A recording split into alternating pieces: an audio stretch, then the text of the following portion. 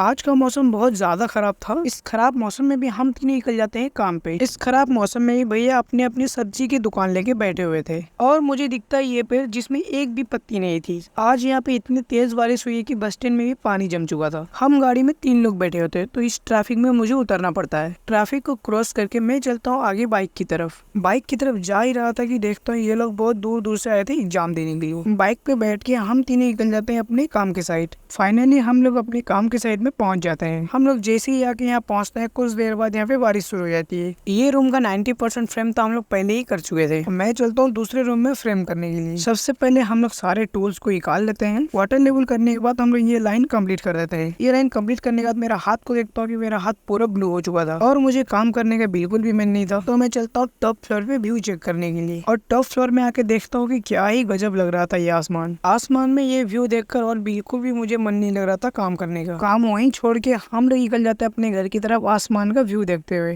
रास्ते में गाड़ी रोककर और ये लोग इस दुकान से कुछ खरीद रहे थे। खरीदने के बाद हम लोग फिर से निकल जाते हैं अपने घर की तरफ। फाइनली मैं अपने घर पहुंच जाता हूँ। घर पहुंच के जल्दी से कपड़े चेंज करके निकल जाता हूँ मेरे चाचू के साथ इन्वर्टर लाने के लिए। और ये रहा भीगाड़ा ज्योति इलेक्ट्रिकल स्टोर। और ये स्टोर के अंदर जाकर देखता हूँ कि सीएट के टायर्स और सीएट के ट्यूब्स और सीलिंग फैन बाहर ही रखा हुआ था। तो मैं आ जाता हूँ ऑफिस के अंदर और भी बहुत सारी चीजें थी। फाइनली भैया ने हम लोगों के लिए इन्वर्टर बाहर निकाल दिया है और भैया को 27,100 रुपए पेमेंट करने के बाद मैं ये बिल को लेकर आ जाता हूँ बाहर। इन्वर्टर और उसके बैटरी को स्कूटी में रख के हम लोग निकल जाते हैं अपने घर के लिए। घर पहुंचने के बाद सबसे पहले तो हम लोग बैटरी और इन्वर्टर का कनेक्शन करने लगते हैं। फाइनली सक्सेसफुली कनेक्शन करने के बाद इन्वर्टर हो जाता है चालू। आज का ब्लॉग आप लोगों को कैसा लगा कमेंट में बताओ।